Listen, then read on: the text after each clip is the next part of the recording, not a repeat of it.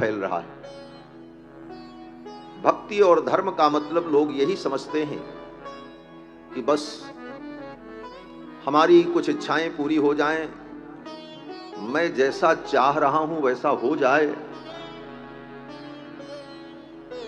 और इसके लिए धर्म का आश्रय लिया जाए। तो धर्म, वस्तुतः धर्म का दो उद्देश्य होता है। यतो अभ्युदय निःश्रेयस सिद्धि ही सधर्म। धर्म की परिभाषा मीमांसा शास्त्र में, न्याय शास्त्र में यही कही गई, यतो अभ्युदय निःश्रेयस सिद्धि सधर्म। जिसके द्वारा इस संसार की जीवन यात्रा को हम ठीक से चला सकें, संसार में हमारा नैतिक उत्थान हो और मरने के बाद निःश्रेयस की प्राप्ति हो। धर्म का यही दो उद्देश्य है। निःश्रेयस का मतलब मरणोपरांत हम उस परम आनंद, परम शांति, जिसे मोक्ष कहो, परमात्मा कहो, उसे हम प्राप्त कर लें, अर्थात परलोक में भी मेरा परम कल्याण हो।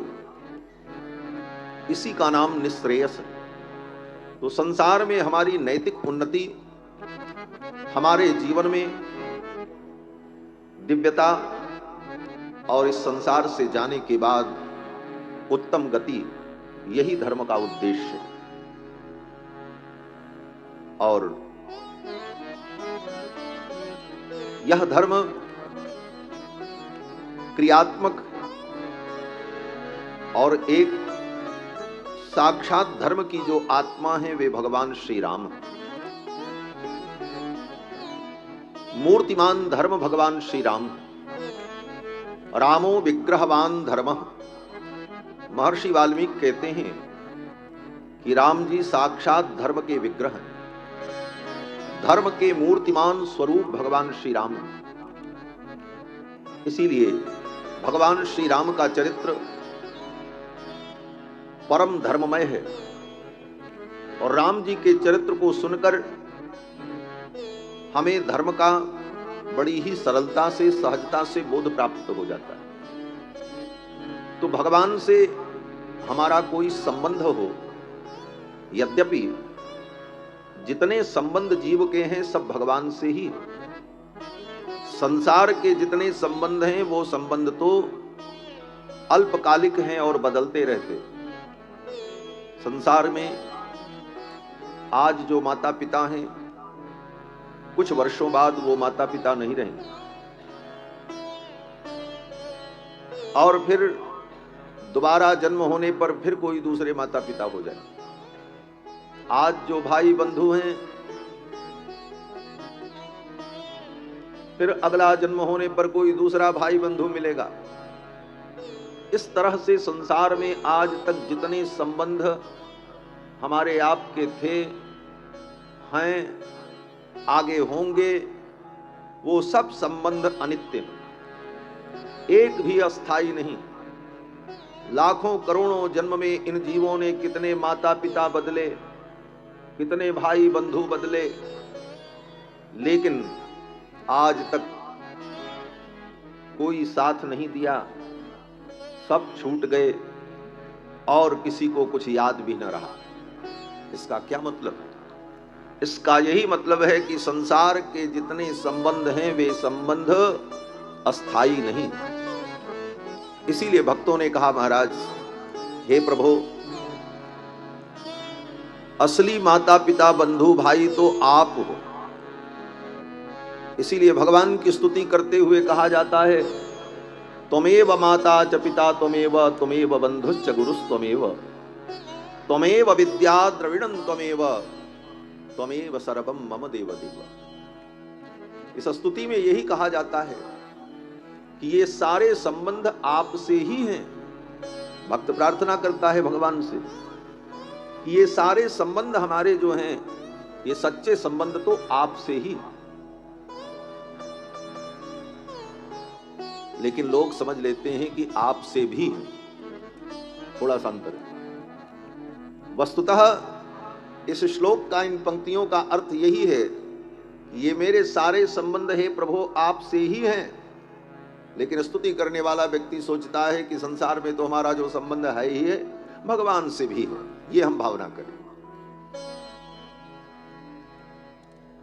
इन पंक्तियों में एक महत्वपूर्ण शब्द जो प्रयोग है, त्वमेव, त्वम एव। सब जगह पूरे श्लोक में त्वम के साथ एव शब्द का प्रयोग किया। एव का अर्थ होता है संस्कृत में ही।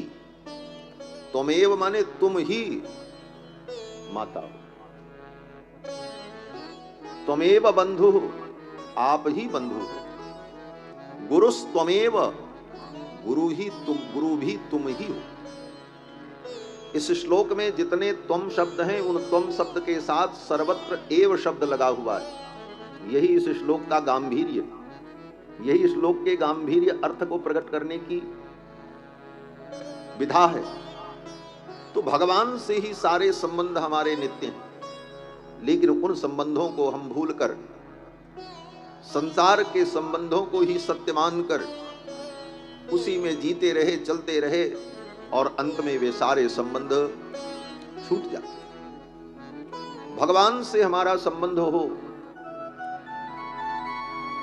और जो भगवान से हमारा नित्य संबंध है, उस संबंध को हम याद करें, उसे स्मरण करें। संसार में तो किसी से संबंध जोड़ना पड़ता है, बनाना पड़ता है। भगवान से संबंध बनाना नहीं पड़ता, बना हुआ है, बना बनाया है, जन्म जन्मांतर से बना बनाया है। केवल हमें उसे स्मरण करना है जिसे हम भूल गए। गोस्वामी तुलसीदास जी कहते हैं कि तो ही मोहि नाते अनेक, मानिए जो भावे, ज्यों त्यों तुलसी कृपालु शरण पावे। गोस्वामी पाद कहते हैं कि तो ही मोहि नाते अनेक, हे प्रभु हमारा आपका नाता अनेक है। मानिए जो भावे, हे प्रभु आपको जो प्रिय लगे वो संबंध आप देख लो, बाकी तो मेरे आपके सब संबंध हैं। तो यह संबंध जो है ये भक्ति को पुष्ट करता है। और आचार्यों ने कहा है कि भगवान से जीव के 9 विध संबंध हैं। पिता तु रक्षक शेषी, भर्ता गेयो रमापति, स्वाम्याधारो ममात्मा च भोक्ता चेति मनुदिता। दक्षिण कौशल का स्मरण किया और अयोध्यावासियों ने दशरथ जी से यही कहा कि हे महाराज, हम सब की यही इच्छा है, इच्छामो हि महाबाहुम रघुवीरम महाबलम। जो आजान बाहु राम जी हैं, महाबलम महाबलिशाली हैं। उनका जो परम प्रिय गजराज है शत्रुंजय,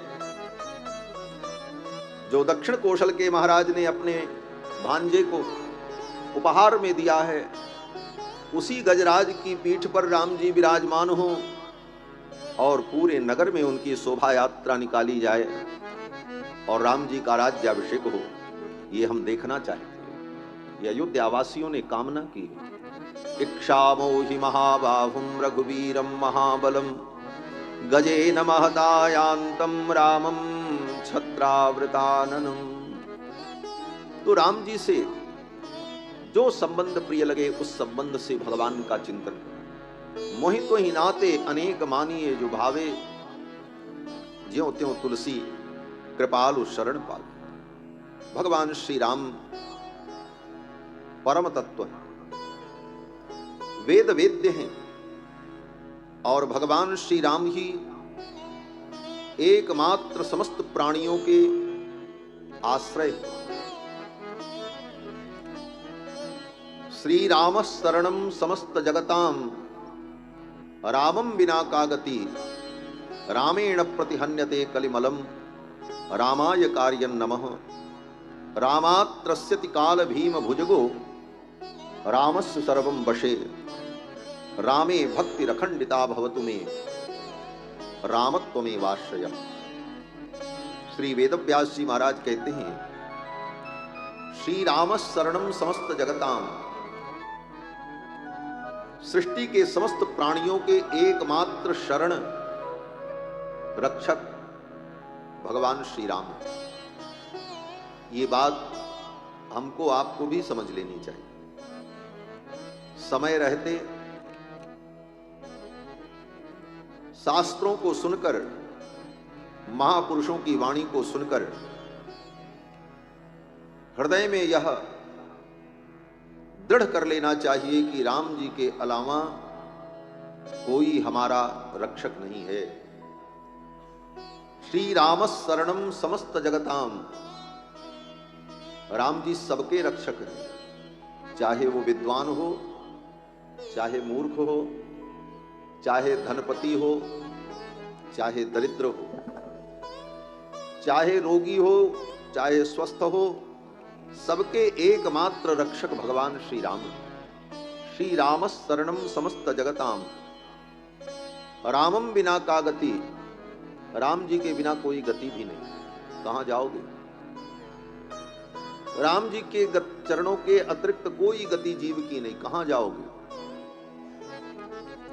अंत में जीव को राम जी की ही शरण में पहुंचना है, चाहे वो आस्तिक हो, चाहे नास्तिक हो, चाहे पापी हो, चाहे राम जी का प्रेमी हो, चाहे राम जी का दुश्मन हो। जाएगा कहां? भगवान श्री राम की सत्ता से, उनके नियंत्रण से बाहर जीव जा ही नहीं सकता। चाहे जितना दुनिया के नास्तिक अज्ञानी ये चिल्लाते रहें, मैं राम को नहीं मानता, मैं राम के अस्तित्व को नहीं स्वीकार करता हूं, राम जी से हमारा मतलब नहीं है, बोले कुछ भी कर लो, राम जी के नियंत्रण से बाहर तुम जा नहीं सकते। अनंत अनंत ब्रह्मांड की उत्पत्ति, पालन, संहार आदि कार्य का जो नियंत्रण है वो राम जी के ही हाथ में है। उनकी सत्ता से बाहर कोई जा नहीं सकता, कोई दूसरी गति ही नहीं। कभी कभी मुझे भी लगता है, लोग कहते हैं ये बड़ा पापी है, इसकी बड़ी दुर्गति होगी, इस पापी का क्या होगा? बोले देखो बात तो सच्ची है, पाप करने पर दुख होता है, पाप का परिणाम आज नहीं कल जीव को भोगना पड़ता है। लेकिन ऐसा नहीं है कि पाप करने वाला फिर अब कभी सुखी नहीं होगा। अंत में वे पापी भी भगवान की ही शरण में जाएंगे। अंत में जब संपूर्ण सृष्टि का प्रलय होगा, लय होगा, तब भी संपूर्ण सृष्टि कहां जाएगी? बोले भगवान में ही तो जाएगी। भगवान के नियंत्रण से बाहर कुछ है ही नहीं। रामम बिना का गति, राम जी के बिना क्या गति? कहां जाओगे? रामेण प्रतिहन्यते कलिमलम, और राम जी की शरण में अगर आए तो राम जी तुम्हारे सारे कलिमल को, कलयुग का जो मल है उस मल को, कलयुग के दोष को समाप्त कर दे। कलयुग का दोष क्या है? कलयुग का दोष यही है कि कलयुग में व्यक्ति पाप परायण हो जाता है, धर्म की बुद्धि नहीं रह जाती, परस्पर एक दूसरे से विरोध बढ़ता है। कलि प्रभाव विरोध चहु ओरा, कलयुग का यही प्रभाव है, चारों तरफ विरोध। तामस अधिक रजो गुण थोरा, कलि प्रभाव विरोध चहुओरा।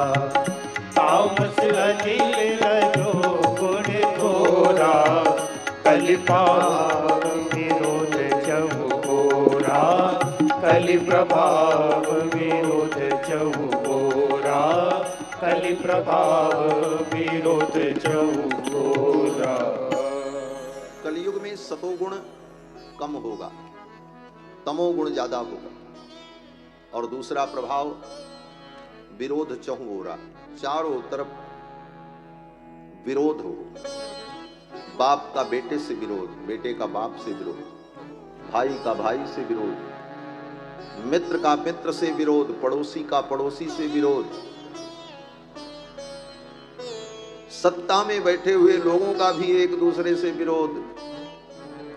यहां तक कि कलयुग के कारण, मति भ्रमित हो जाने के कारण धर्म के मार्ग में लगे हुए लोगों में भी परस्पर विरोध हो जाता। यही कलयुग का प्रभाव है। इस कलयुग के प्रभाव से अगर बचना है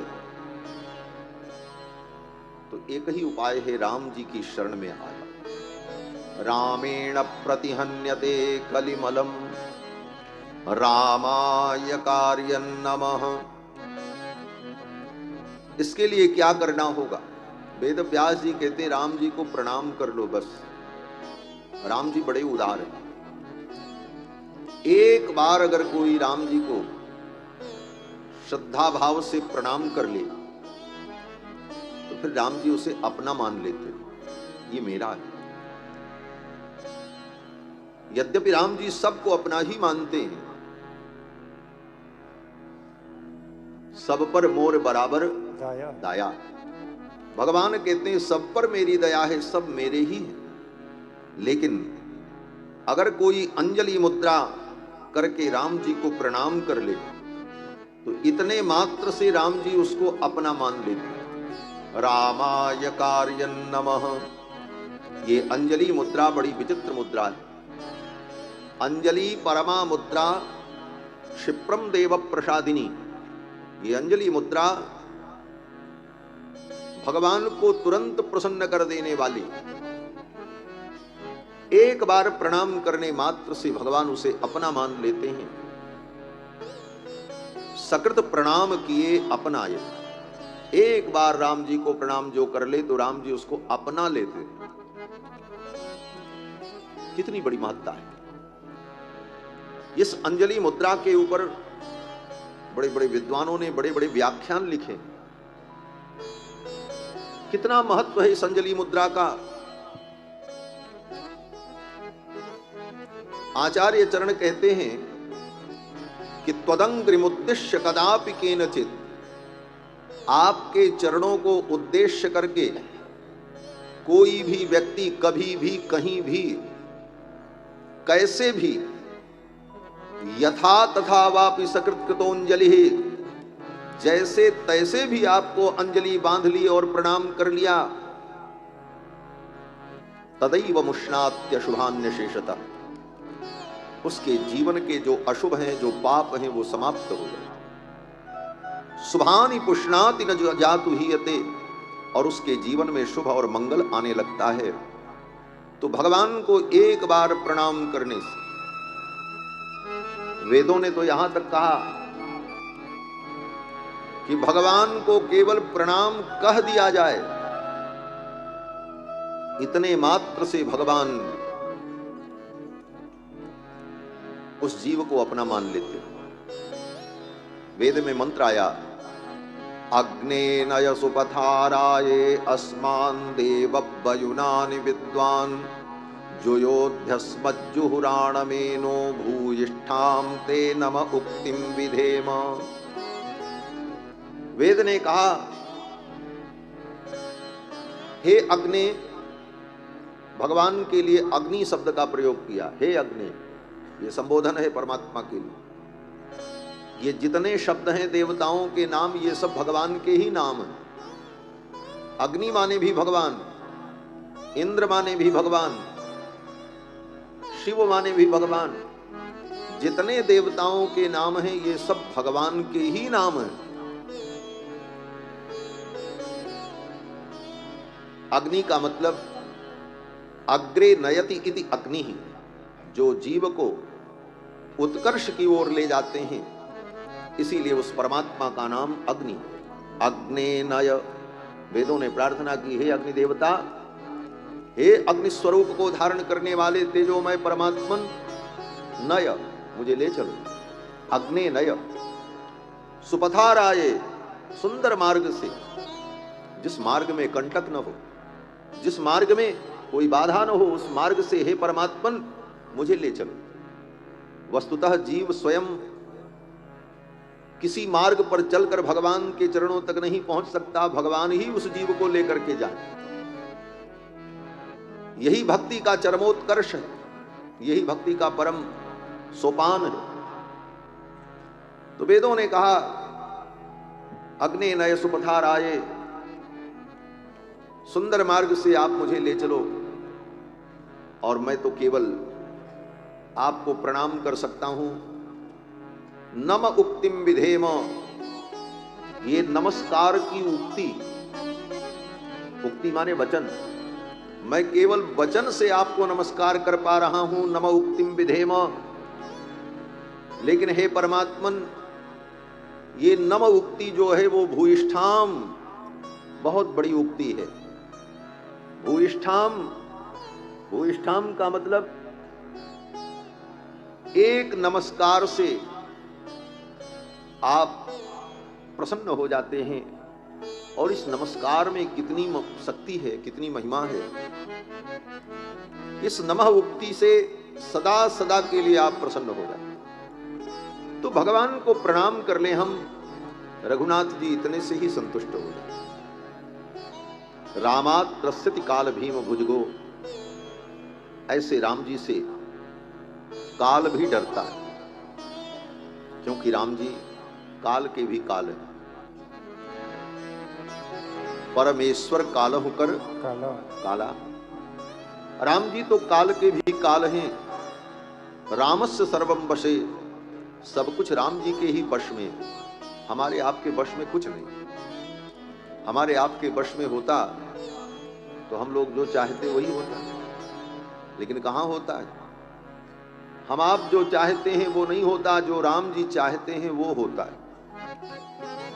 इसलिए तुलसीदास जी महाराज ने लिखा, राम कीन चाहे सोई होई, करे अन्यथा अस नहीं हो। राम जी जो चाहते हैं वो होता है, क्योंकि सब कुछ राम जी के वश में है, हमारे आपके वश में कुछ नहीं।